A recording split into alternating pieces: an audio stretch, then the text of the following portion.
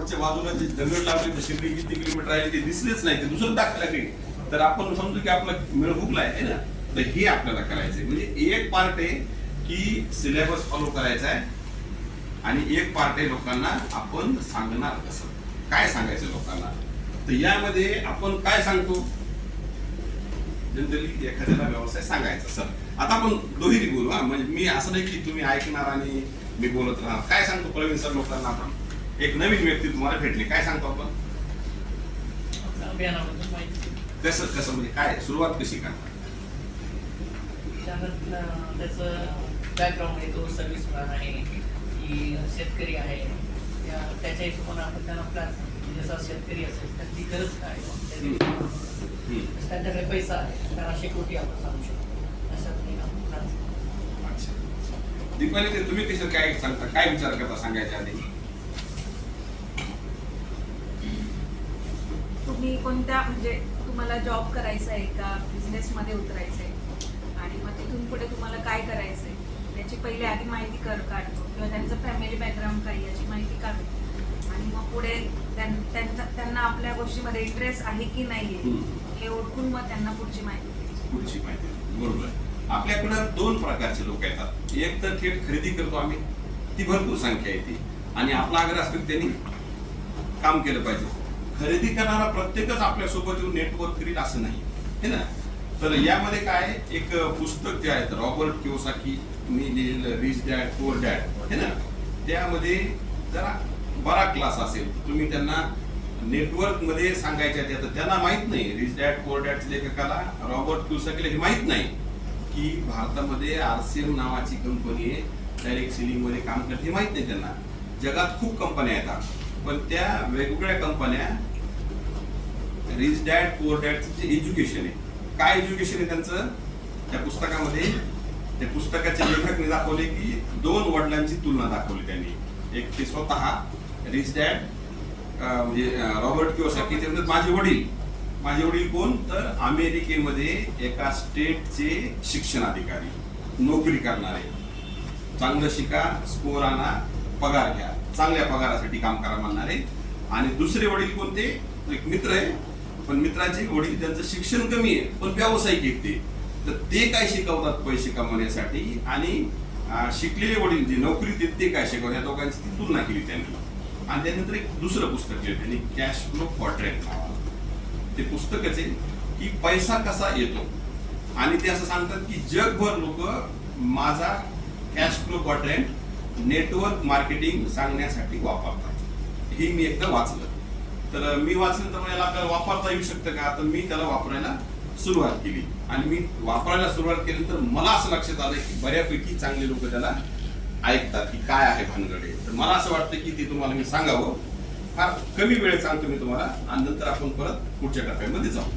काय सांगितलं त्यांनी की पैसे कमवण्यासाठी जे लोक काम करतात ते जगभर आहेत, नाशिकमध्ये आहेत, नोकरदार आहेत, व्यावसायिक आहेत, सेल्फ एम्प्लॉईड आहेत, डॉक्टर, वकील, इंजिनियर, सीए, शोरूम वाले आहेत, शेतकरी आहेत, वेगवेगळे. तर त्यांनी काय केलं, पैसे कमावणारे लोक 4 वर्गामध्ये डिव्हाइड केले. त्यातला एक वर्ग आहे एम्प्लॉय, नोकरी करणारा, जो दुसऱ्यांकडे जाऊन जॉब करतो. एक सेल्फ एम्प्लॉय, ज्यांनी स्वतःसाठी जॉब निर्माण केला. याच्यात सगळे प्रोफेशनल आहेत, डॉक्टर, वकील, इंजिनियर, चार्टर्ड अकाउंटंट, शोरूम वाले सगळे, शेतकरी सगळे, दुकानदार सगळे. इथे कोण आहे, सगळे नोकरदार आहे ना, अगदी छोट्यापासून मोठ्यापर्यंत सगळे. तिसरा माणूस आहे बिझनेस ओनर, की ज्याचा उद्योग आहे, ज्याची सिस्टीम आहे, ज्यामध्ये 100-200 पेक्षा जास्त लोक काम करतात त्यांच्याकडे जाऊन. आणि तिसरा माणूस आहे इन्व्हेस्टर, ज्याच्यासाठी पैसा निर्माण काम करतो. हा माणूस दुसऱ्याकडे जाऊन काम करतो, हा माणूस स्वतःसाठी काम करतो, या व्यक्तीसाठी दुसरे लोक काम करतात आणि याच्यासाठी पैसा काम करतो. ही जी लेफ्ट बाजू, ही राईट बाजू. आपण कोणत्या बाजूला आहे, लेफ्टला आहेत आपण, है ना. संख्या कुणीकडे जास्त आहे, लेफ्टला की राईटला जास्त आहे. आज भैया एक नवीन आहे आपल्याकडे, आपण कुणीकडे भैया, लोक लेफ्टला की राईटला आहेत, लोक इकडे जास्त की इकडे जास्त आहेत, लेफ्टला जास्त आहेत ना, म्हणजे 90% पेक्षा जास्त लोक इकडे आहेत, 10% पेक्षा इकडे. शिकलेले लोक जास्त कुणीकडे आहेत, शिक्षण कुणीकडे जास्त, लेफ्टला की राईटला आहे? लेफ्टला आहे ना, म्हणजे स्कॉलर इकडे आहे सगळे जास्त, इकडे कमी आहे. पैसे कुणीकडे आहेत जास्त? राईटला. लेफ्टला का राईटला आहे ना, म्हणजे 80% पेक्षा जास्त पैसे इकडे ताबा इकडे आहे, आणि इकडे आपण 20%. हे पण टेबलवरून वरून खालून आतून बाहेरून जे सगळे असेल ते इकडे आहे. तर त्या लेखकाचा प्रश्न हा आहे की असं कशामुळे, हा फरक कशामुळे, काय कारण आहे फरक असण्याचं? काय वाटतं तुम्हाला, काय कारण असेल? भाऊसाहेब काय कामात काय कारण असेल याचं? सर, इकडे एका व्यक्तीसाठी जो बिझनेसमॅन आहे त्याच्यासाठी भरपूर लोक काम करताय, म्हणून त्याचे भरपूर तास होत आहेत. एकाच व्यक्तीसाठी म्हणजे 100 लोक काम करतायत, तर 100 तास एकाच दिवसात त्याचं काम होतं. आणि इन्व्हेस्टरचंही तसंच आहे की पैसा द्यायसाठी काम. येस, ह्या लोकांकडे पैसा मिळतो आणि ह्या लोकांना, तर दोन्ही लोकांचा फरक कशात आहे? तर दोन्ही लोकांचा फरक आहे जीवन मूल्यामध्ये. ही बेसिक गोष्ट आपल्याला सगळ्यांना लक्षात आणून द्यायची. या दोघांचे जीवन मूल्य वेगवेगळे आहे. यांचं जीवन मूल्य आहे पैशासाठी काम करणे, आणि यांचं जीवन मूल्य आहे सिस्टीम निर्माण करायची. की थेट पैशासाठी काम करताय, जॉबला जाणं असेल, पार्ट टाइम असेल, जे काही असेल, मुलांनी चांगला स्कोर आणला पाहिजे. चला चांगले क्लास लावू, चांगल्या कॉलेजला देऊ. कशामुळं? की चांगला स्कोर आला तर चांगला त्याला जॉब मिळेल. म्हणजे काय मिळेल? चांगला पैसा मिळेल. तर पैसा निर्माण करण्यासाठी हा झटत राहतो, आणि याला जो पैसा मिळतो तो कशावर मिळतो? त्या व्यक्तीची पात्रता आणि त्यांनी दिलेला वेळ, टाइम आणि टॅलेंट याच्या मोबदल्यामध्ये पैसा मिळतो. आपला रेट बी फिक्स कशावर होतो? नोकरीचा, है ना? म्हणून नोकरीवाला माणूस झटतो आयुष्यभर कशासाठी? Increment promotion, increment promotion. एक जॉब स्विच करून दुसरीकडे जातो, कशामुळे? याच्यापेक्षा तिकडे बेटर आहे, है ना? पण इथे एका टप्प्यानंतर पात्रता वाढवता येत नाही, लिमिटेशन आहे. आता मी शिक्षक आहे आणि मी म्हटलं की मला आता इंजिनियर व्हायचं, मला आता डॉक्टर व्हायचं, तर आता नाही करता येणार मला ती गोष्ट. आणि दुसरी गोष्ट लिमिटेशन आहे टाइम. आपल्या सगळ्यांकडे 24 तासच आहेत, पण 24 तासातील मर्यादेमध्ये आपल्याला काम करावं. त्यामध्ये नैसर्गिक जेवण, झोप या सगळ्या गोष्टी जर घेतल्या तर आपण जास्तीत जास्त किती काम करू शकतो? 12 तास. फार प्रोफेशनल असेल तर 16 तास. म्हणजे ह्या व्यक्तीकडं पैसे कमी असण्याचं कारण आहे limitation of man power, limitation of time. या व्यक्तीला पैसे कमवण्यासाठी प्रेझेन्स महत्वाची. आपण तिथं हजर राहणं गरजेचं आहे. आपल्याला एक डॉक्टर आहे आणि त्या डॉक्टरकडे तुम्ही गेले, डॉक्टरने त्याच्या ऐवजी प्रमाणपत्र त्यांचं आहे पण भावाला पाठवलं, आमचं दोघांत जमतं, भावाकडे तुम्ही तपासून घ्या. जमल का तसं? नाही. उलट ह्या लोकांचं वेगळं आहे. या लोकांना जो पैसा कमवला जातो यांच्या टाइम आणि टॅलेंटवर नाही दिला जात पैसा, तर त्यांच्यासाठी सिस्टीम काम करते. असे खूप लोक आहे सिस्टीमचे. आपण जर नाव घेतलं समजा येवले चहा, हे ना, हा येवले चहा जो आहे त्याचा एक शॉप आहे का? आता नाही, त्यांनी एक ब्रँड तयार केला आणि तो ब्रँड काम करतो. जर असं गृहीत धरलं आपण की यांच्या 100 ब्रँच आहेत आणि एक ब्रँच 8 तास चालते, म्हणजे 800 तास एका दिवसात टाइम ब्रेक करते. आणि येवले चहाचा मालक गेला परदेशामध्ये फिरायला, तर येवले चहाचे किती दुकान बंद राहते? कोणतं दुकान बंद राहणार नाही. ही पॉवर सिस्टीमची. तर आपण काय करायला पाहिजे? पैशासाठी काम करायला पाहिजे की सिस्टीमसाठी काम करायला पाहिजे? मग आताच काम का बंद करीत नाहीत आपण? सिस्टीमसाठी काम करून आपण. तर मित्रांनो, पैशासाठी काम करणे हा छंद आहे का गरज आहे? गरज आहे. गरज आहे का मजबुरी आहे? मजबुरी आहे. म्हणजे याचा अर्थ असा, काही जरी झालं तरी हे काम आपण बंद करू शकत, काही जरी झालं तर हे काम आज आपण बंद नाही करू शकत. पण सिस्टीम शिवाय आपण मोठं होऊ शकत नाही, ही गोष्ट लक्षात आली. पण जर अशी संधी मिळाली की हे काम करत करत सिस्टीम उभं करता येते, तर करायला पाहिजे की नाही करायला पाहिजे? कोणाकोणाला वाटतं करायला पाहिजे? म्हणजे हे काम बंद न करता सिस्टीम जर निर्माण करायची संधी मिळाली तर आपण काम करू शकतो. तर RCM ती संधी देत आपल्याला. की तुम्ही सिस्टीम निर्माण करा. अमेझॉन एक सिस्टीम आहे, मेशो एक सिस्टीम आहे, डीमार्ट एक सिस्टीम आहे. कशा सिस्टीम आहे? ते मॅन्युफॅक्चरिंगचे आहेत का ऍडव्हर्टाइजमेंटचे आहेत? ते फेसबुक ऑनलाईन घेतलं तर ऍडव्हर्टाइज आहे, पण अमेझॉन घेतलं तर सेल, रिटेल आहे त्यांच्याकडे आहे ना. तर या ठिकाणी रिटेल मध्ये एक मोठी सर्व्हिस निर्माण करण्याचं, सिस्टीम निर्माण करण्याचं काम आपल्याला संधी देते. आणि ज्यांनी मागच्या 20 वर्षापासून ज्या लोकांनी याच्यामध्ये काम घेतलेलं आहे त्यांचा टर्नओव्हर आज कोणाचा 100 कोटीचा आहे महिन्याचा, कोणाचा 50 कोटीचा आहे, कोणाचा 200 कोटीचा आहे, कोणाचा 300 कोटीचा आहे. आणि मजेशीर गोष्ट अशी आहे की ही सिस्टीम निर्माण करण्यासाठी गुंतवणूक किती?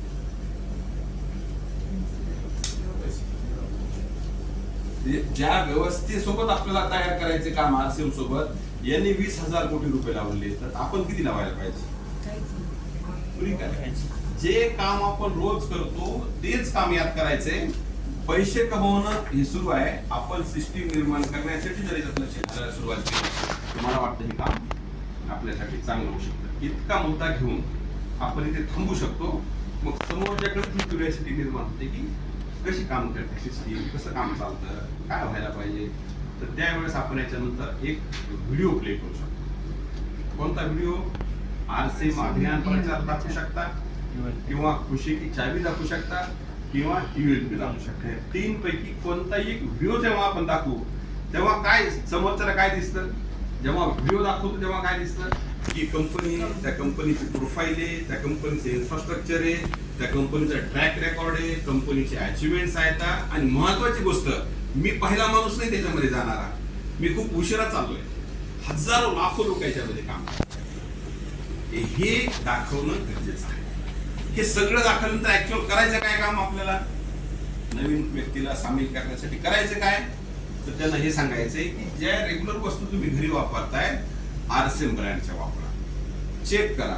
आणि त्या चेक करून जर तुम्हाला आवडल्या तर पुढचं प्रपोजल तुमच्यासाठी. जर त्या आवडल्याच नाही, ओके, काय रिस्क याच्यामध्ये? आता होतं काय? लक्षात घ्या, आता होतं काय? आपण जॉईनिंग कसे काढतो? तू 2000 पेज तू 2000 पाठवून दे आणि हे एवढे पेपर पाठवून दे. त्यांनी 2000 पाठवले, पेपर पाठवले, आपले रिलेशन स्ट्रॉंग येतं. आणि त्या स्ट्रॉंग रिलेशन मध्ये आपण त्या व्यक्तीची जॉईनिंग केली आणि ते 2000 सामान त्यांच्यापर्यंत पोहोचवलं. त्यांना ते सगळं सामान आवडलं. आता त्यांनी निर्णय घेतला काम करायचा. त्यांनी खाली काय सांगायचं?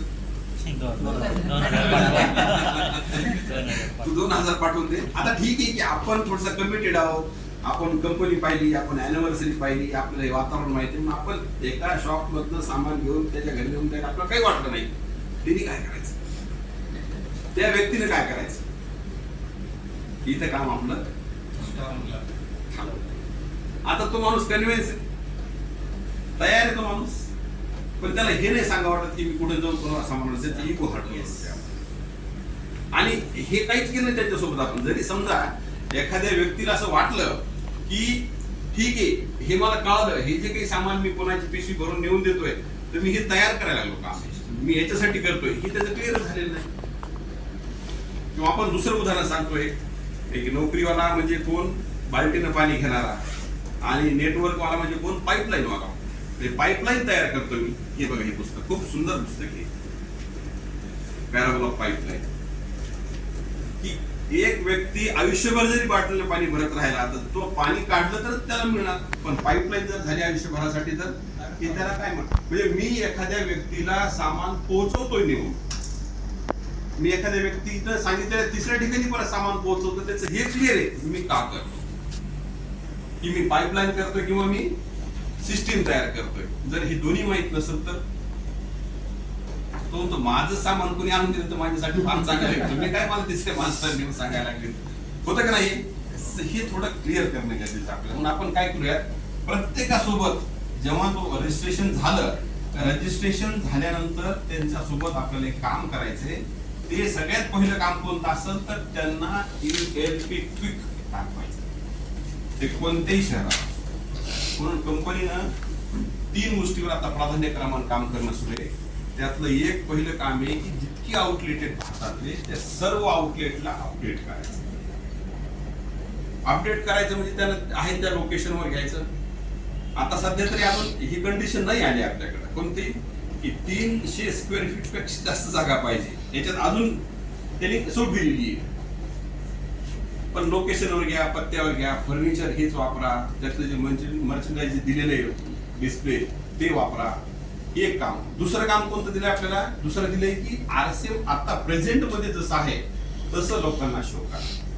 तसं शो केल्या जात नाही. आपलं असं वाटतं की ह्या व्यक्तीला जर मी आता नाही सांगितलं तर कुणीतरी येऊन दुसरा सांगितलं. म्हणजे एक व्यक्ती तुमच्या संपर्कात आला, तुम्हाला असं वाटतं की मी याला सांगायला पाहिजे, पण तुम्ही नाही, यांना प्रोडक्ट कन्व्हिन्स करू आपण. प्रोडक्ट आवडले तर पुढे जाऊ. मग तुम्ही त्यांना प्रोडक्ट वापरायला दिले, त्यांना ते आवडले पण त्यांची जॉईनिंग झाली नाही. मग आपण असं करतो का की त्यांना ULP किंवा व्हिडिओ प्रेझेंट केला, सगळं त्याच्यासोबत पेपर वर्क केलं, मग त्यांची केवायसी झाली, असं होतं का? काय करतो आपण? डायरेक्ट केवायसी पेपर पाठवून द्या, हे ना. तर त्या दुरुस्ती आपल्याला करायच्या. त्या कुठे म्हणजे त्यांच्यापेक्षा अजून खूप लोक जास्त येतात, तर त्या दुरुस्त्या करायच्या. तर त्यांचा निश्चित वेळ घेऊन त्यांच्यासोबत बसायचंय, त्यांना पेपर प्लॅन करायचा आहे, प्रेझेंटेशन करायचं, व्हिडिओ दाखवायचा आहे, आणि कशासाठी तुम्ही करणार हे क्लिअर करून त्यांना सोबत घ्यायचे. मग बाकीचे पुढचे सुविधा आपल्या त्यांच्यासोबत सुरू होतील. एक चूक जर झाली तर पुढं ती सगळी घडी बिघडत जाते. तर याच्यावर आपल्याला दुरुस्त करायचंय. खूप पोटेन्शियल कामामध्ये आहे, खूप लोकांकडे आपण जाणार आहोत, पण एक कामाचं सुसूत्रता असली पाहिजे. काम कसं करायचं नेमकं आपण. आता यामध्ये असं म्हणतात की एक बी घेतलं तर त्याच्यामध्ये जंगल निर्माण करण्याची क्षमता आहे. एक बी झाड लावलं, झाड आलं, त्याला अनेक फळं आले, त्याच्यात अनेक बी आहेत. ते बी पुन्हा रुजले, त्याच्यातनं एकानंतर खूप जास्त झाडं झाले. असं खूप पोटेन्शियल याच्यामध्ये आहे. गुणाकारात काम चालतंय. पण याच्यात सगळ्यात महत्वाची जर कोणती गोष्ट असेल तर ती कोणती आहे? या व्यवसायात टिकून राहणे सगळ्यात महत्वाची गोष्ट आहे. असं म्हणतात की एक रोप जेव्हा जमिनीला पकडलं जातं ते फक्त मातीने पकडे, ते आपल्या पुढच्या अनेक पिढ्या सुरक्षित करतात. आपण पाहतो ना, मोठमोठे झाडं उन्मळून पडतात वादळामध्ये, हे ना, पडला की संपला. तर या ठिकाणी आपल्याला टिकून राहणं सगळ्यात जास्त महत्वाचं आहे. आणि हे सगळं काम आपल्याला पार्ट टाइम मध्येच करायचं. हे काम फुल टाइमचं नाहीये, याला पार्ट टाइम मध्येच करायचंय. जो वेळ सोयीचा राहील त्या वेळी त्याला करायचंय. आणि ते जर आपण करू शकलो तर एक मोठं पोटेन्शियल याच्यामध्ये आहे. तर ऍक्च्युअल पार्ट टाइम मध्ये म्हणजे किती तास? 2 ते 4 तास जो काही तुम्हाला सोयीचा मिळू शकतो असे. आता 2 ते 4 तासात काय करायचं? त्याचं एक बेस्ट ट्रॅकर कालिदास सरांनी आणलेलं आहे. श्याम सरांनी त्याचं प्रिंट आपल्यासोबत घेतलं आहे. तर आज म्हणजे हे सुरेंद्र वस्त्र आहेत आपल्याकडे, डायमंड लीडर, त्यांनी पूर्ण टीमसाठी हे ट्रॅकर तयार केले की हे ट्रॅकर प्रमाणे आपल्याला काम करायचंय. मिनिमम काम करायचं. किती मिनिमम? जास्ती किती करू शकतो आपण? तर ते अशाच गोष्टी घेतल्या आहेत की ज्या केल्या जाऊ शकतात. ते ट्रॅकर समजावून सांगण्यासाठी ऍक्च्युअली त्यातलं काय काय काम आपल्याला करायचंय त्यासाठी आपण कालिदास पेपर आपण सगळ्यांना देऊ शकतो आपण. आणि ते झाल्यानंतर परत आपण काही आपल्या अडचणी असतील कामातल्या ते पण आपण घेऊयात या ठिकाणी.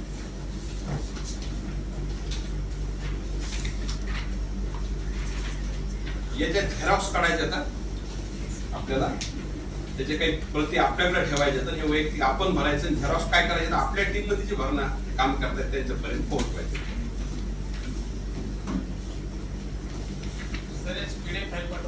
हा पाठवतो. ठीक आहे, ठीक पाठवतो.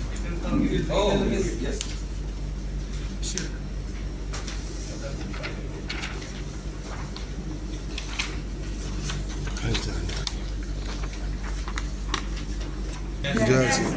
मित्रांनो, आजचा हा दिवस जे आता जे सेशन पाहिलं होतं, कितीतरी वेळेस कॉर्डिनेट ऐकला, कॉर्डिनेट वाचला, पण प्रत्येक वेळेस ते अजून सोपा कसा करून सांगता येईल की अजून सोपं कसं ते आपल्याला त्यातून शिकायला मिळतं. हा एक भाग.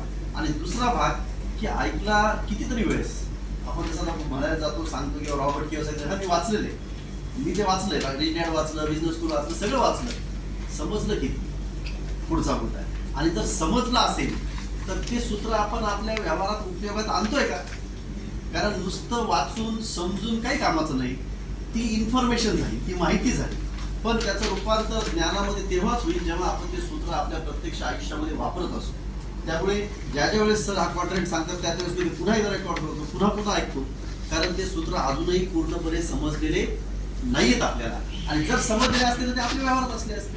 आपण रूपांतरण करून आपण उजव्या बाजूला आलो असतो, पण अजून आपण त्या प्रोसेसमध्ये आहोत. म्हणून याला वारंवार ऐकणं, टिपणं, लिहिणं, त्यावर चेक करणं स्वतःला हे गरजेचं आहे. आणि ते चेक करणं कस म्हणतो ना आपण त्याला, हे तपासून पाहणं, टेस्ट करणं, या सगळ्या गोष्टी जर नियमित चालू असतील आपल्या, तरच त्यातून आपल्याला अपेक्षित परिणाम साधता येईल. नाहीतर आपण काय करतोय की ब्लाइंडली काम करत राहतो, काम चालू आहे, प्रॉडक्ट वापरणं चालू आहे, शेअरिंग चालू आहे, धावपळ चालू आहे, धगधग चालू आहे, मीटिंग चालू आहे, सेमिनार चालू आहे, झूमवर आहे, इकडे तिकडे सगळीकडे.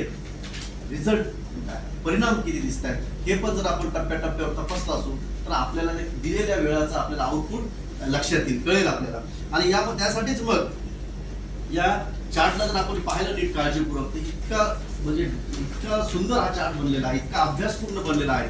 कुठलीच गोष्ट, कुठलाच शब्द विनाकारण वापरण्यासारखा नाही. जर आपण या सगळ्या गोष्टी ऐकल्यानंतर पाहायला गेलो तर बघा, daily actions builds your future. Direct selling किंवा कोणत्याही डायरेक्ट सेलिंग मध्ये, कोणत्याही कामामध्ये कोणत्या गोष्टी महत्वाच्या आहेत, कोणत्या 2-3 गोष्टी जर म्हटलं आपण, त्यात सगळ्यात पहिलं आहे सातत्य. टॅलेंट किती जास्त आहे, किती आहे टॅलेंट, याला काही अर्थ राहत नाही जर सातत्य असेल तर. मेहनत त्यानंतर येते, कारण मेहनत किती करतो हे नाही, हे स्मार्ट वर्क आहे. या स्मार्ट वर्क मध्ये कन्सिस्टन्सी हा भाग अत्यंत महत्वाचा आहे. आणि सोबत असलेलं योग्य मार्गदर्शन जे आपल्याला या मीटिंग मध्ये, या सेशन्स मध्ये मिळतं, माहोल ज्याला म्हणतो आपण, वातावरण ज्याला म्हणतो, ते या ठिकाणीच ती पॉझिटिव्हिटी क्रिएट होते. त्यामुळे ते दिलं की consistency is the real power. खाली जे 3 वाक्य दिलेत ना, या 3 वाक्यातच सगळं समग्र सामावलेलं आहे. Consistency is the real power, हा सातत्य जो मुद्दा मांडला आपण तो. Small steps big success. रोज 2 ते 4 तास काम करून आपली पाईपलाईन आपल्याला उभा करायची आहे, आपली पाईपलाईन आपल्याला तयार करायची आहे, आपलं रोजचं काम करत करत.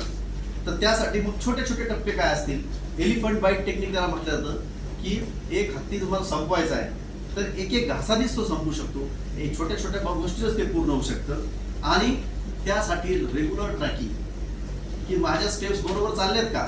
जसं सरांनी शिर्डीचं उदाहरण सांगितलं, निघालो तर खरं, पण निघालो कुठं, खूप धावपळ करत, खूप गडबड करत आपण निघालो, पण नंतर कळालं की माझी दिशा चुकलेली होती. अतिशय गतीने गेलो मी, खूप फास्ट गेलो, 100च्या स्पीडने गेलो आपण, पण जवळ द्यायला गेलं की शिर्डी तर दुसऱ्या बाजूला. तर असं बऱ्याचशा वेळेस आयुष्यामध्ये, लाईफमध्ये होतं. तर म्हणून यासाठी हा चार्ट अत्यंत महत्वाचा ठरतो.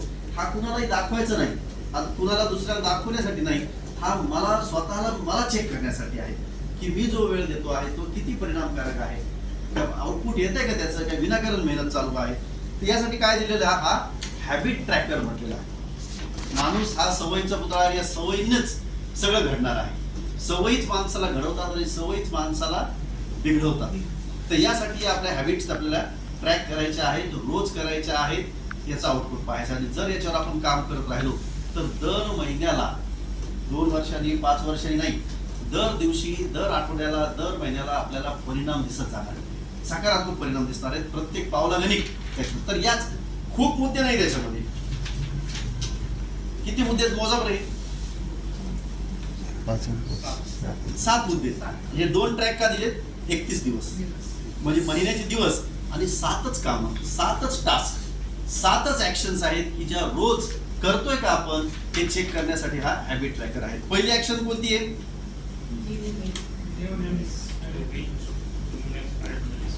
New names added to the list, की आपल्या यादीमध्ये नवीन नावं ऍड. किती करायचे आपण ठरवायचे, 2, 5, 10, 15, 20. किती लवकर मला उजव्या बाजूला जायचे त्याच्यावरती अवलंबून. दांडी मारली तर कोण विचारणार आहे, नाही गेले एखाद्या दिवशी, फाशी आहे का त्याला, काही शिक्षा आहे का, नाही, पण आपण काहीतरी कसून केली असेल. आता नावं ऍड करणं कशासाठी, तर जसं आता जसं अतुल सरांनी सांगितलं, नाशिकमध्ये 70 लाख लोक, भारतामध्ये 140 कोटी लोक, आणि डायरेक्ट सेलिंग मधलं कच्चा माल कोणता आहे, माणसं. इथं कच्चा माल कोणता आहे, माणूस. जसं एक साखर कारखाना कच्चा माल ऊस, टेक्सटाईल इंडस्ट्री कच्चा माल कापूस, सूत, बरोबर. त्याच पद्धतीने या इंडस्ट्रीचा कच्चा माल आहे लोक जे आपल्या आजूबाजूला आहेत. तर यांचे नावं रोज आपल्याला आपल्या यादीमध्ये ऍड करणं आहे. आणि मग ते केले की नाही, तर आता सरांनी काल सेशन घेतलं संभाजीनगरला, तर मग त्याने अलार्म सेट करा. तो अलाराम काल रात्री मी तो 8चा अलाराम सेट केला की दररोज रात्री 8 वाजता तो अलाराम आठवण करून देणार आहे की मी आज नावं ऍड केले की नाही केले. नसेल केले तर मी तिथं डॅश मारेल. आता आज किती तारीख आहे? 3 तारीख. आता 3 दिवसात काय असेल आपल्याकडे? डॅश असेल. कारण आज चार्ट मिळतोच आज आहे आपल्याला. आजच्या दिवसात आता आपण काय करतो हे आपण संध्याकाळी रात्री 8 वाजता 9 वाजता 10 वाजता तुम्ही एक वेळ ठरवा त्या वेळेला फील करायचं आहे. आणि या नावांसाठी काही छान शब्द दिला काल सरांनी. बघा ते भाट लोक येत असतात ते वंशावळ सांगतात, ठीक आहे, आपलं खानदान कुठून आलं काय काय. त्याच पद्धतीने एक रजिस्टर तयार करायचं, त्याला सरांनी शब्द दिला खानदानी रजिस्टर. एक पिढ्यान खाणार आहेस ना खातेवही, लाल चोपडी ती लक्ष्मीपूजन दिवशी आणून त्याच्यावर स्वस्तिक गिस्तिक पूजा गिजा आणि मग दुकानामध्ये ते मारवाड्याच्या दुकानामध्ये तो महत्वाचा भाग असतो, सगळं लिखी आहे बघा तुम्ही. तर आपल्याला तशी एक वही एक रजिस्टर तयार करायचं, त्या रजिस्टरमध्ये नावं ऍड करत चालायचे आहे. ही रोज नावं त्यामध्ये ऍड होत राहणार आहे. या नावांनी RCM जॉईन केलंच पाहिजे, त्यांना प्रॉडक्ट दिले पाहिजे. हे आजचं टास्क नाही. पहिलं टास्क काय? नुसतं नाव ऍड करत चला. हे जेव्हा मागं सांगितलं सरांनी मी मग ही सवय लावली होती आणि रोज नाव ऍड करतो. तर मग माझा फोन चेक केला त्यावेळेस तर 4000 नाव झाले होते. कोण कुठं बरेच नंबर असे झाले की डाउनलोड सेव्ह तर केलेत पण त्या माणसाला कुठं भेटलो ते लक्षात येईल. नंबर तर आहे, मग आता फोन करायची पण चोरी की काय कोण आहे कुठे काय. आणि मग त्याच याच्या सरांनी हे नंबर तर लिहून काढणं गरजेचं आहे. मग एक ऍप मिळालं प्ले स्टोअरला, हे सगळे जे फोन नंबर असते PDF मध्ये कन्वर्ट झाले. त्याची प्रिंट काढली आणि ती प्रिंट हाताने लिहून काढली रजिस्टर. आता प्रिंट होती, लिहायची गरज होती का? नाही. पण मारवाडी याच्यामध्ये एक हे आहे, व्यवसायामध्ये एक आहे खाता बळाया माथा. तर आपण जो डावीकडचे जे लोक आहेत ना ते म्हणतात आपलं डोकं लय भाई, आपलं सगळं ध्यानात राहतं, मला काही लिहायची गरज नाही कारण माझ्या मोबाईलमध्ये आहे. पण उजवीकडचा जो माणूस आहे तो म्हणतो माथा नाही खाता बळा, तो लिहून ठेवतो. त्यामुळे 1 रुपयाची जरी एंट्री असली तो वही काढतो की तुमच्याकडे 1 रुपया बाकी आणि मग ते दिलं तर तो कट करतो. तर आपल्याला सुद्धा हे आपले नंबर्स एक रजिस्टर करून त्याच्यामध्ये रोज 5 5 5 5 5 नंबर त्यामध्ये ऍड करायचे आणि बेसिक डाटा इथून तयार. हे ऍड केलं आणि प्लस त्यात रोज ऍड होत आहेत हे आपल्याला स्वतःला चेक करत राहायचंय. या नावांचं काय करायचं ते नंतरचा भाग आहे, त्याच्यावर आपण नंतर प्रोसेस करू त्या डेटाला जे सरांनी आता दिले आपल्या सिस्टीम क्वाड्रंट व्हिडिओ. तर या प्रोसेसमध्ये ही माहिती ही संख्या हा कच्चा माल आपल्याला काम येणार आहे. ही पहिली सवय झाली. काय पहिली सवय काय होती? नाव ऍड करणे लिस्ट अवघड आहे का? काही पैसे लागतील का? काही खर्च येईल का? बरं असं कुठं जाऊन बसावं लागेल का खास आता मला 2 नावं ऍड करायचे तर आता मी थोडंसं तयारी करून. हे चालताना फिरताना माणसं कुठं भेटतील आपल्याला? तर माणसं नाही तशी जागाच नाही भारतात. म्हणजे तुम्ही कुठे गेले तिथं लाईन आहे. रेल्वे स्टेशनवर तिकीट काढायला लाईन, तिकडे अजून कुठे गेलो सगळ्या ठिकाणी रांग दिसते आपल्याला. माणसं आपल्या आजूबाजूला भरपूर आहेत आपल्याकडे. दुसरी एक त्यानंतर आहे बघा दुसरी सवय.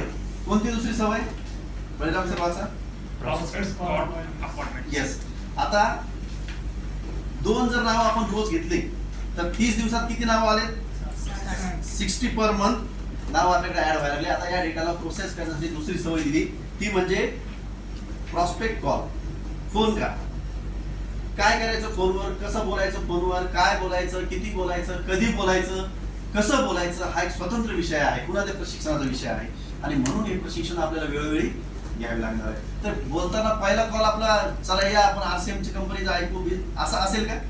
आज एक माणूस भेटला, ओळख झाली, तर ओळखीतून काय होईल? फक्त आधी ओळख निर्माण करणं, आधी कनेक्ट होणं आणि त्यांच्या आपल्या आवडत्या विषयावर बोलत राहणं, यातून ती कनेक्टिव्हिटी, यातून आपण जवळ येऊ, चांगले मित्र बनू. आणि मग एकदा मित्र झाला की मित्राच्या सगळ्या कामात आपण सुखादुःखामध्ये आपण मित्रांच्या सोबत राहतो. यासाठी आपल्याला प्रॉस्पेक्ट कॉल. दुसरा असेल कॉल अपॉइंटमेंट. मग रोज किती फोन करणार मी, रोज किती फोन झाले पाहिजे हे टार्गेट आपल्याला ठरवायचं आहे आणि त्याप्रमाणे रोज त्याला फॉलो करायचं आहे. तर किती कॉल करायला पाहिजे करू शकतो आपण? बरं एक कॉल असं नाही की बॅटरी उतरेपर्यंत नाही, कधी फोन लावला तर चालूच. दुपारच्या वेळेस शक्यतो मी घरी फोन लावायचो कधी मध्ये तर तो एंगेजच यायचा. अर्धा तास झाला एंगेज, 1 तास झाला एंगेज, 2 तास झाले एंगेज. मला कुठं फोन चालू होता तर काही बहिणीला फोन केला होता, मग ती रेसिपी सांगत होती की ही भाजी कशी करायची, माहिती फोन केला होता. असा अनुभव बऱ्याच ठिकाणी. तर आपला कॉलिंगचं मिनिमम टाइम असेल तर असा जर 1 मिनिटाचा जर कॉल म्हटला तर किती वेळ लागेल? 5 कॉल करायचे म्हटले तर आपल्याला 5 मिनिट. 1 मिनिट सुद्धा खूप झाला. तर अशा पद्धतीने रोज किती कॉल आपल्याला करणं अपेक्षित आहे? 5 कॉल. कॉल कशासाठी असतील? काय चाललं काय नाही, कनेक्टिव्हिटी भेटण्यासंदर्भात की मी असं येणार होतो त्या भागात भेटूयाच सर, आता आज नाशिकला आलेलो आहे, थोडा वेळ आहे माझ्याकडे, तर घेऊ चहा पण सोबत. तर या पद्धतीनं कनेक्टिव्हिटीसाठीच्या अपॉइंटमेंट असतात. काही अपॉइंटमेंट्स या हेल्थ बद्दलच्या असतील की आता 2दा-3दा भेट झालेली आपली, 4-5 वेळेस भेट. असं आज आडवाणी सरांची भेट झाली, पहिली एक भेट झाली होती तुळजाई शॉपमध्ये. आज त्यांची जी भेट झाली तर पुढच्या टप्प्यावरचं बोलणं झालं की आता भिलवाड्याचं जायचंय, कसं नियोजन करायचं, मी येतो, माझी तयारी आहे, रविवार आहे, मी म्हणतो सुट्टी रविवार वगैरे काय नाही म्हणे, आपल्याला जायचं तर जायचं. मी काही नोकरीमध्ये नाही, शनिवार रविवार पाहून आपला बिझनेस आहे, आपण कधी पण बिझनेस टूर आहे तर मी कधी पण तयार आहे, हे त्यांनी सांगितलं. हे कधी कोणत्या मीटिंग मध्ये झालंय? दुसऱ्या मीटिंग मध्ये. पहिल्या मीटिंग मध्ये फक्त ओळख झाली. तर या पद्धतीनं आपल्या अपॉइंटमेंट या वेगवेगळ्या कॅटेगरीच्या असतील. काही जणांची पहिली चर्चा असेल, काही जणांसोबत हेल्थ बद्दल बोलायचंय, काहींच्या बद्दल आपल्याला फॉलोअप बद्दल बोलायचंय, काहींकडे ULP क्विक घ्यायचं आहे, काहींना प्रॉडक्ट शेअर करायचे आहेत, काहींच्या सोबत जाऊन अजून पुढे काउन्सिलिंग काही मुद्दे असतील. तर हे अपॉइंटमेंटचं स्वरूप वेगळं वेगळं असेल, पण रोज किती आहे ते 5. याला अडचण. आणि ह्या टप्प्यांवर आपण प्रत्येक टप्प्यावर याच्याबद्दलचं मार्गदर्शन आपल्याला सरांकडून मिळणार आहे. बोलायचं कसं, बोलायचं काय. जे मध्यंतरी ऍप दिलं होतं आय एम स्मार्ट लीडर, मागच्या वेळेस सरांकडे इन्स्टॉल करून घेतलं. त्यामध्ये कॉल कसा करायचा यावर AI आपल्यासोबत बोलतो. आपण जे बोलतो तो पण प्रश्न विचारतो, म्हणजे एक रंगीत तालीम, एक रिहर्सल आपल्याला आहे की मी बोलू कसं लोकांना. आणि मग नंतर तो कन्क्लुजन पण देतो की तुम्ही असं बोलायला नव्हतं पाहिजे, तुम्ही असं बोलायला पाहिजे होतं. तर हे सुद्धा आपल्याला उपलब्ध मदतीसाठी आहे, याचा सुद्धा आपण आपला वापर करता येऊ शकतो. तिसरी सवय आहे प्लॅन्स प्रॉडक्ट प्रेझेंटेशन्स. दोन्ही पण ऑप्शन आहेत. काही जणांसोबत आपल्याला प्लॅन द्यायचा आहे. प्लॅन कसा द्यायचा ते आता डेमो सरांनी आपल्यासोबत घेतला की चांगल्या कॅलिबरच्या चांगल्या क्वालिटीच्या माणसाला कसा प्लॅन द्यायचा. ULP क्विकचं पण प्रेझेंटेशन आपण घेतलेलं आहे. ULP क्विक कसं द्यायचं आहे, प्रोजेक्ट शो करणं आपण, किंवा काही ठिकाणी जाऊन आपल्याला प्रॉडक्ट बद्दल माहिती द्यायची. बळीराम सरांचं चर्चा झाली, गामा ओरिजिनल बद्दल बोलायचंय, एका व्यक्तीला काही त्रास आहे त्याला कसं सांगायचं, त्याला काय सांगायचं, हे आपलं चर्चा करून त्यांच्यासोबत ती माहिती शेअर करायची.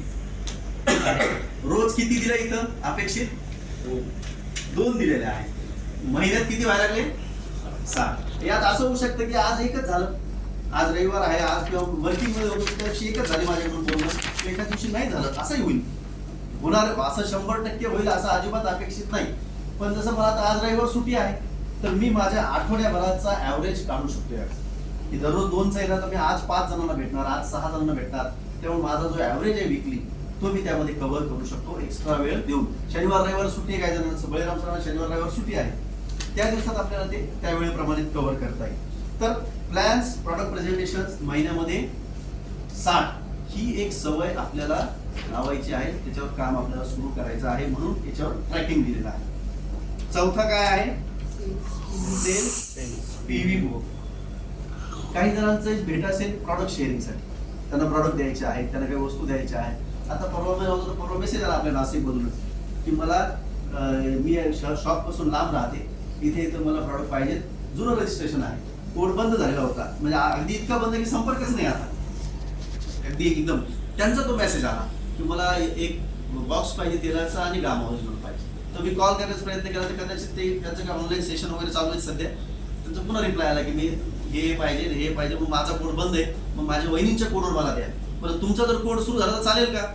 तर ते म्हणे काहीच अडचण नाही, मग माझ्या कोडवर द्या. पण फक्त शॉप दूर आहे तर मला नेहमीच पोहोचवण्याची व्यवस्था होऊ शकेल का? म्हणजे तो तर विषयच नाही, तर मी आणून देतो स्वतः. मी रविवारी नाशिकमध्ये आहे, मी स्वतः तुमच्या घरी आणून दिलं तर चालेल का रविवारी? तर तयार झाल्या. म्हणजे हा कॉल एक बुक झाला नाशिकमध्ये या ठिकाणी. तर अशा पद्धतीने आपल्याला सेल्सचे PV आपल्याला कसा तयार करता येईल. किती पाहिजे दर महिन्यामध्ये? मग किमान 5,000 PV हा आपला पूर्ण झाला पाहिजे, स्वतःचा वापर आणि शेअरिंग. पुढचं आहे सवय आहे मीटिंग ऑडिओ व्हिडिओ. मीटिंग दररोज नसणार आहे, काही झूमवर मीटिंग आहेत आपल्या, जसं गुरुकुलचं सेशन चालू आहे, काही प्रॉडक्ट गुरुकुलमध्येच प्रॉडक्ट ट्रेनिंगचं सेशन चालू आहे. शुक्रवारी गामा ओरिजिनल असतं, ओविरा पेंटचं ट्रेनिंग चालू आहे, हरीश संजीवचं ट्रेनिंग चालू आहे. तर जोपर्यंत या प्रॉडक्टची पूर्ण माहिती आपल्याला होत नाही तोपर्यंत आपल्याला या प्रॉडक्ट बद्दल माहिती देता येत नाही, समोरच्या त्याच्याबद्दल बोलता येणार नाही. यासाठी ते मीटिंग उपस्थित राहणं, अटेंड करणं. आजची एक मीटिंग होती, या मीटिंगला आपण आलो. एखादा ऑडिओ ऐकून मीटिंग व्हिडिओ जरी आपल्याला अलर्टली बसून आपण पाहतो, ऑडिओ हे आपण हेडफोन लावून ऐकू शकतो. तो ऑडिओ महत्वाचा वाटला आपण त्यात पुन्हा मुद्दे टिपू शकतो की अरे मला या मुद्द्यावर काम करायचं आहे. एखादा व्हिडिओ पाहणं हे सुद्धा सेशन आहे. तर महिन्यातले किती? किमान 31 दिवसापैकी 28 दिवस आपल्याला यामध्ये काम करायचं, या सवयीवर काम करायचं. पुढची सवय आहे रीड अ बुक. जसं आता सांगितलं सरांनी की हा सिलेबस आहे. किती पुस्तके, याच्यापेक्षा मोठे मोठे पुस्तक आपण पार केले आपल्या शैक्षणिक आयुष्यामध्ये, नाही बळीरातून हसून आलं. इंजिनिअरिंग, आज नीटची परीक्षा आहे, म्हणजे एवढे मोठे पुस्तकं घेऊन फिरलं. ते पुस्तकं पाहून मला टेन्शन येतं की एवढा अभ्यास कधी केला. इतके मोठे मोठे पुस्तकं नीटचे, इंजिनिअरिंगचे. तुम्ही कोणत्या दवाखान्यात गेले जे आता पीजी करतायत मुलं, एमबीबीएस करून एमडी करतायत, तर त्यांच्या इतके पुस्तकं असते की त्या वजनी ते पोरगं वागलेलं दिसतं, डोळ्याला मोठेचे मोठे चष्मे लागलेले. पण आता आपल्याला बघा हे किती मोठं पुस्तक, मोठं पुस्तक. कारण हे वाचून परीक्षा देण्याचं पुस्तक नाही, हे वाचून अंमलात आणण्याचं पुस्तक आहे, या सवयीवर काम करण्याचं पुस्तक आहे. आणि एवढंच पुस्तक आपल्या आणि आपल्या अनेक पिढ्यांचं आयुष्य बदलण्याची ताकद आहे. अट आणि अटी आणि शर्ती लागू काय, सातत्य, मेहनत आणि सकारात्मक पद्धतीने याला सतत सतत सतत सतत काम करत राहा. तर या गोष्टी करण्यामध्ये, आणि इथंच डावीकडची माणसं कंटाळा करतात ऐकताना, वाचताना, हे करताना. कारण आतापर्यंत वाचून करून इथपर्यंत आलो आणि डावीकडे जाऊन पडलो. उजवीकडचे जे आहेत ते न वाचता न शिकता दुसऱ्या तत्वावर काम केलं म्हणून. तर हे पुस्तक आहेत. हे पुस्तक जे आता सरांनी सांगितलं, हे पुस्तक पॅराबोला पाईपलाईन, हे आपला स्वतःचा माइंडसेट बदलणारं पुस्तक. बऱ्याच जणांना गर्व आहे की माझी बकेट फार मोठी, मोठं ज्यांचं पॅकेज आहे, मोठी ज्याची सॅलरी आहे, मोठे गाड्या आहेत, मोठे बंगले आहेत. पण बकेट आणू शकता तोपर्यंतच. ज्यांच्या बकेटी कोलॅप झाल्या, त्यांचे घर विक्रीला आहेत, त्यांच्या गाड्या ज्या सेकंड हँड गाड्याला लावल्यात नसेल त्या गाड्या सगळ्यात कुठल्या आहेत. तर मित्रांनो, हे पुस्तक जर आपण समजून घेतलं तर हे पुस्तक आपल्याला आपल्या बोलण्यामध्ये हे शब्द येतील. आपल्या हे जे आपण कॉल करणारे, मीटिंग करणारे, प्रेझेंटेशन करणारे, तिथे जर शब्द आले तर समोरच्या त्याच्या आकलन झालं तर त्यामध्ये तो आपल्यासोबत कामाला उभा राहतो. म्हणून एक पुस्तक निवडून दररोज किमान 30 मिनिटं, 28 दिवस, अर्धा तास, 30 मिनिटं एक सवय लावून घ्यायची की एक पान तरी त्या पुस्तकाचं आपल्याला वाचलं गेलं पाहिजे. कारण जे आपण करू, जसं आता सरांनी सांगितलं की आपण फोन केला, 2000 रुपये पाठव, त्यांनी पाठवले, तो जॉईन झाला. त्याला आता दुसऱ्याला सांगायचं, त्यांनी काय सांगितलं, 2000 पाठव. म्हणजे ती सिरीज सुरू झाली. त्याच पद्धतीने जर आपण हे पुस्तक वाचून प्रमोट करत असू तर समोरचा पण तो पुस्तक वाचेल. आणि हीच सवय आपल्या सर्व टीम मध्ये लागेल, हीच सवय आपल्या मित्रांना सुद्धा मिळेल. Read a book. आणि पुढचं आहे, शेवटची सवय आहे ती म्हणजे डेप्थ पॉइंट.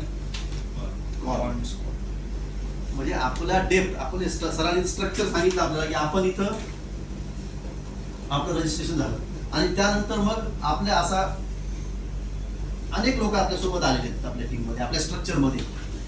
असं स्ट्रक्चर असेल जे सध्या आहे एक्झिस्टिंग, जसं असेल तसं. तर या सगळ्या लोकांशी आपण नवीन लोकांना बोलतोय, नवीन लोकांना फोन करतोय, पण या मित्रांसोबत सुद्धा आपला संवाद, संपर्क राहत असणं गरजेचं आहे. तर यामुळे आज आपल्याकडे 50 लोक असतील, 100 असतील, जे असतील ते लोक, तर यातल्या काही लोकांशी आपलं बोलणं झालं पाहिजे. काय चालू आहे, काय अडचण आहे का, काही मदत पाहिजे का, किंवा सेमिनार बद्दल जे काही कामं चालू आहेत, जे काही प्रोजेक्ट चालू आहेत, त्या प्रोजेक्ट बद्दल त्यांच्याशी आपली चर्चा झाली पाहिजे. त्यामुळे काय होईल, आपल्या संवाद चालू राहील, आपल्या भेटीगाठी होत राहतील, संपर्क चालू राहील आणि त्या संपर्कामधूनच मग आपण एकमेकांना मदत करू, एकमेकांची टीम मोठी होईल. तर या पद्धतीनं हे ट्रॅकर आहे आणि हे ट्रॅकर रोज आपण त्यामध्ये भरणं गरजेचं आहे. कारण आपण एका उद्योगाचे मालक आहोत, आपण एका काय म्हणत आपण ट्रान्सफॉर्मेशन मध्ये आहोत. डावीकडून उजवीकडे जाणं, डावीकडून म्हणजे एम्प्लॉई, सेल्फ एम्प्लॉई मधून बिझनेस मध्ये इन्व्हेस्टर या भागाकडे जाण्याच्या प्रक्रियेमध्ये आपण आहोत. आणि त्या प्रक्रियेमध्ये जाण्यासाठी आपल्याला कुठेही भांडवल लागणार नाही, कुठेही तुम्हाला गॉडफादर लागणार नाही. या सवयीच आपल्याला त्या प्रक्रियेमध्ये, त्या ट्रान्सफॉर्मेशन मध्ये मदत करणार. तर हा एक भाग यामध्ये आहे. याच्यावर आता आपण किती प्रामाणिकपणे काम करतो, किती सातत्याने काम करतो, हेच आपल्या यशाचं मूलमंत्र असणार आहे. दुसरं कुठलंही टॅलेंट, स्किल याच्या ठिकाणी आपलं काम येणार नाही. तर हे करता करताच बरेचसे स्किल आपल्यामध्ये विकसित होत जाणार आहे. आणि एक मागे एक चार्ट दिलेला आहे आपल्या पेपरच्या मागे, की मग या महिन्यात मी काय करणार आहे, मी करेल, खूप छान करेल, आज नाही उद्या करेल, उद्यापासून करेल, किंवा आता एवढा महिना सुट्ट्या आहेत, एवढा महिना माझ्या मागे लग्न आहे, एवढा महिना हे कामं आहेत माझे, हे झालं की मी पुढच्या महिन्यात करेल. असं करत करत आयुष्याचे 30, 40, 50 वर्ष आपण कडेल लावले. आज ज्या वयाच्या टप्प्यावर आपण उभे आहोत, 50, 40, 30, 35 जे काय असेल ते, आणि जुने जे कामं केलेले आपण, त्याचा परिणाम आहे आजचं आपली अचिव्हमेंट. म्हणजे जे मी शिकलो, जे मी आजपर्यंत करत आलो, त्यामुळे मी ज्या परिस्थितीत आज आहे, तुम्ही या स्वतःला टॅली करा. ज्या आपल्या अडचणी असतील, ज्या अचिव्हमेंट असतील, ते आपल्या मागच्या सवयीचाच परिणाम आहे. तर या जर सवयी आपण वर्षभर राबवल्या येणाऱ्या काळात, तर काय होऊ शकतं ते सुद्धा आपल्याला सर आपल्यासोबत करणार आहे. आणि हा मे महिना माझा कसा असेल हे कधी ठरवायचं 31 मेला नाही, महिना संपल्यावर नाही. तर आज जर आपण याच्यात ठरवलं की मी हे माझ्या शेड्यूल आहे, आज जसा आम्हाला सरांनी पेपर दिला तर मी लगेच आश्चर्य दिलं की आज मी नाशिकला असेल आणि मी आज नाशिकला आहे. कारण मी ते 1 तारखेला 2 तारखेला जसा मला पेपर मिळाला हा मी लिहून फिल करून माझ्या कॅलेंडरवर पण लिहिला आणि माझ्या घरामध्ये सुद्धा जिथं आहे तिथं मी लावून टाकलेलं आहे की माझं एक शेड्यूल आहे. आणि त्यात मग माझे काही वैयक्तिक जे काम होते ते पण त्यात दिले की मला या ठिकाणी या दिवशी हे काम करायचं आहे. त्यामुळे काय क्लिअरिटी आली की माझ्याकडे हे दिवस कामासाठी उपलब्ध आहे.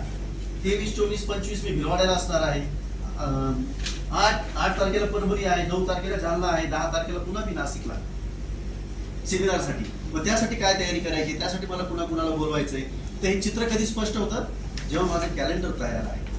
आणि कॉर्पोरेट सेक्टरमध्ये असेच कामं होतात, रोजच्या रोज रात्री त्यांचं काय म्हणले तर काय होते त्यांचं रिपोर्टिंग होतं MR मध्ये डेली रिपोर्टिंग, आज किती काम झालं. जे कॉर्पोरेटमध्ये इन्शुरन्स सेक्टर असू द्या, MR असू द्या, त्यांना रोजच्या रोज त्यांचं रिपोर्टिंग करणं गरजेचं आहे. आणि रोज त्या दिवशीचा फायर त्या दिवशीच होतं, म्हणजे त्या दिवशी काम झालं असेल तर शाबासकी तर क्वचित मिळते, परंतु त्या दिवशी जे फायर येतो बॉस दुसऱ्या दिवशी नाही ठेवत, कारण दुसऱ्या दिवशी नवीन स्टॉक असतो आणि त्यामुळे लोक पळत राहतात, स्विच करत राहतात. कारण आता खूप मोठा जाळ आहे बॉसकडे.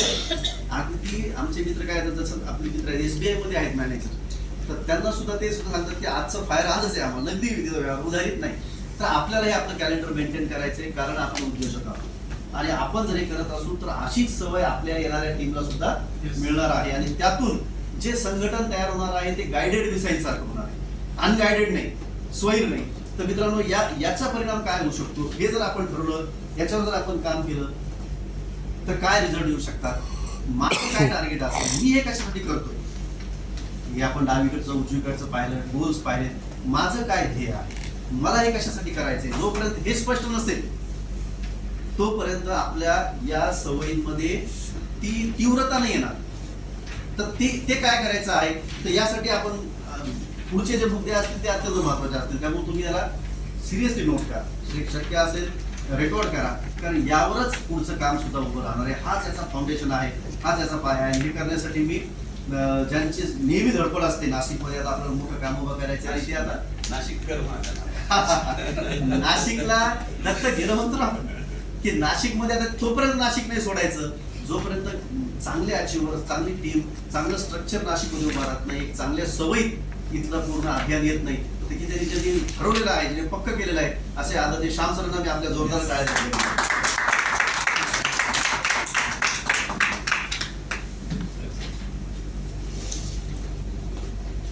ज्या नंबरला आता बोलू नये, मला असं वाटतं मेन स्पीकर मीच आहे आजचा.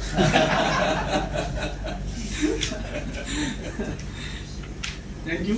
आणि अगोदर सर आले, सर्व आले, मी नाही आता सर पण जाणार आहे वापस माईक आपलं.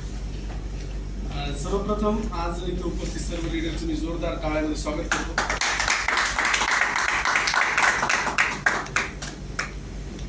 लाईफमध्ये जेव्हा ग्रोथ करायची असते तेव्हा म्हणजे आज थोडंसं विरुद्ध वातावरण आहे आपल्या हॉलमध्ये. लाईफमध्ये ग्रोथ करण्यासाठी बाहेर वातावरण जर थंड असेल तर आतमध्ये गरम लागतं, पण आज उलट आहे थोडंसं, बाहेर गरम आणि आत थंड आहे. त्याचा डायरेक्ट परिणाम आपल्याला होऊ द्यायचा नाही, फक्त आपल्याला मिटिंग त्या लेवलला घ्यायची म्हणून आज आपलं हे थंड घ्यायचं. यात काही वाद नाही की आपल्यामध्ये गरमी, म्हणूनच आपण इथे इतक्या गरमीत पण आपण इथं पोहोचलो. आज ज्यांनी खूप चांगल्या पद्धतीनं कमिटमेंट केलेली बरेचसे लोक आज मीटिंगमध्ये नाही. आणि हा जसं अतुल सरांनी सांगितलं प्रक्रियेचा भाग आहे. या प्रक्रियेतून जावाच लागणार आपल्याला. जगामध्ये यशस्वी होणारा प्रत्येक माणूस प्रक्रियेमधून गेलेला असेल. मी तुम्हाला सजेस्ट करेल, अच्युत गोडबोलेच नाव आहे ती, डॉक्टर अच्युत गोडबोले यांचं मी 2 दिवसा अगोदर जो स्टॉकवर स्पीच ऐकलं. 30 मिनिटाचं स्पीच आहे त्यांचं, खूपच जबरदस्त स्पीच आहे, जरूर ऐका. अच्युत गोडबोले हे CEO रँकचे व्यक्ती आहेत. त्यांनी 20-25 वर्ष जगामध्ये अलग अलग कंपन्यांमध्ये CEO राहिलेले आहेत आणि खूप मोठं लिखाण आहे त्यांचं. तर त्यांना असं म्हणलं जातं की बाबा हे इतके अष्टपैलू कसे आहेत, इतके अलग अलग क्षेत्राबद्दल वाचन, त्यानंतर त्याच्यातली पुस्तकं लिहिणं आणि इतकं मोठं लिखाण की एक पुस्तक 500-600 पानांचं आहे. म्हणजे त्या विषयात आता लिहिण्याचं काही बाकीच राहिलं नाही असं त्यांनी ते लिहून ठेवलेलं आहे त्याच्यामध्ये. तर लोक असं म्हणतात की बाबा तुम्ही इतके कसे एक्सपर्ट झाला इतके अनेक विषयामध्ये. तर त्यांचं असं म्हणणं होतं की मी जे पण काम हातात घेतलं सर्वप्रथम त्या कामाला मी मन लावून म्हणजे प्रेम केलं त्या कामावर अगोदर जीव लावून. आणि नंतर ते काम माझ्याकडून होऊन गेलं. तर महत्वाचा हा विषय की आपल्या हातात जे काम आहे त्या कामाबद्दल आपण त्या लेवलला जाऊन त्याला उतरवणं खूप गरजेचं आहे. आणि कोण व्यक्ती जीवनात काय करू शकतो हे कोण सांगेल? कोण सांगू शकतो की एखादा व्यक्ती काय करू शकतो? हे स्वतः बी नाही सांगू शकत सर. हे कोणीच नाही सांगू शकत की हा व्यक्ती काय करू शकतो आणि काय नाही करू शकत. ज्या दिवशी त्या व्यक्तीला विश्वास निर्माण झाला की मी हे करू शकतो, तो पूर्ण व्यवस्था जरी त्याच्या विरोधात राहिली तरी तो त्याला बिलकुल थांबत नाही, तो कम्प्लीटच करतो. आणि तो विश्वास निर्माण होण्याची प्रक्रिया आहे म्हणजे आपल्या मेंदूमध्ये निसर्गानेच ती आपल्याला शक्ती दिलेली आहे. जर तुमच्या मनामध्ये ते विश्वास आला, जर आता एक लेटेस्ट मध्ये किस्सा झाला, आमच्या इथे लग्न होतं चुलत भावाचं. म्हणजे आम्ही तर हैराणच झालो त्या किस्साला. मोठा परिवार आहे आमचा एकदम. आता त्या पोराला नेमकं मेहंदीच्या दिवशी तो एका मुलीला घेऊन पळून गेला. तो मुलगा कधीही कुठे गेलेला नाही, कधी कोणतं शहर फिरलेलं नाही, परिवार सोडून राहत नाही, एकदम गरीब गाय, बोलत नाही, कोणाला चिडत नाही, काही नाही, एकदम शांत स्वभाव. असं म्हणतात की काळाचे सगळे पोरं इकडे तो एकटा इकडे असे सगळे बोलतात त्याच्याबद्दल. मला प्रश्न पडला की हा गेला कसा? आता परवा दिवशी लग्न आहे त्याचं आणि आज तो एका मुलीला घेऊन गेला तो एकदम. तर त्याच्या मनात तो विश्वास निर्माण झाला आणि मी जाऊ शकतो 100% झालं. इतकं मोठं म्हणजे इतकं विरोध, पब्लिक, पुन्हा फॅमिली, ते तिकडचे पाहुणे, ज्या घरात मुलगा पळून जातो तिथे एकदम म्हणजे डेथ झाल्यासारखं वातावरण असतं. तर त्याच्या मनात ते आलंच असेल ना की इतकी लोक नाव ठेवतील, पाहुणे काय म्हणतील. पण एक एक कोपऱ्याला त्याने विचार केला 4 दिवसानंतर विसरून जातील, आपण आपलं टार्गेट कम्प्लीट करू. हे झालं असेल ना शेवटी, दुसरं काय झालं असेल. बरोबर आहे. तेच आहे की आपण ज्या वेळेस ना हे काम करताना सगळ्यात अगोदर आपल्याला जी सगळ्यात मोठी जी प्रॉब्लेम होते या कामामध्ये, अडचण ही नाहीये की हे बाबा हे पिंपळाचं बी आहे, हे झाड होईल का नाही होईल याच्याबद्दल कोणाला डाऊट नाहीये. डाऊट हा आहे की ती प्रक्रिया पूर्ण करेल का नाही करेल. तर हा जो विषय या व्यवसायामध्ये सगळ्यात मोठी जी अडचण आहे ना ती आहे रिजेक्शन. की काय होईल म्हणजे जी भीती असते आपल्याला प्रॉस्पेक्टकडे गेल्यानंतर, त्याच्यानंतर तो आपल्याला ऍक्सेप्ट करेल ना करेल. आणि अजूनही बऱ्याच लेवलला आपल्याला असं वाटतं जर कोणी नाही म्हणलं आपल्याला तर आपल्याला ते आतून सहन नाही. तर जगामध्ये जितके लोक यशस्वी झालेले तर जे लास्टिंग काम करतात ते बिना रिजेक्शनचे झालेलेच नाही. त्यांच्या कल्पनावर कोणी विश्वास नाही ठेवला, त्यांच्यावर कोणी विश्वास नाही ठेवला, त्यांना तेवढा माहोल नाही मिळाला जसा पाहिजे तसा, सगळं विरुद्ध घडूनही ते त्या लेवलला पोहोचलेले. आणि त्याचं कारण एक पुस्तक आहे, पुन्हा एक व्हिडिओ ऐकायचं सांगितले तुम्हाला.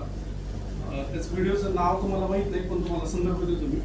ध्रुव राठीचा व्हिडिओ लेटेस्ट मध्ये आलेला आहे, बहुतेक मिडल क्लास त्याचं नाव असं, कालच ऐकलं मी रात्री, मिडल क्लास लेटेस्ट मध्ये आलेला आहे, ध्रुव राठीचा आहे. तर त्याच्यामध्ये त्याने सांगितलेलं आहे की पॅशन कधी तयार होतो. त्या व्हिडिओचा जो सार आहे पूर्ण की लोक यशस्वी होतात पॅशन निर्माण झाल्यानंतर. तर एखादं काम करण्याबद्दल पॅशन कधी निर्माण होतं तर त्याच्यात त्यांनी पूर्ण तो रिसर्च मांडला. आणि त्या रिसर्च मध्ये असं सांगितलं की कधीही सुरुवातीला पॅशन नसतो. पॅशन हा एका टप्प्यानंतर निर्माण व्हायला. सुरुवातीला तुम्हाला अतिशय छोट्या ऍक्टिव्हिटी करावं लागतात. करता त्यातलं पॅशन येतं. पॅशन आल्याशिवाय त्याच्यात आपण यशस्वी होऊ शकणार नाही. तर हा पण जो प्रोजेक्ट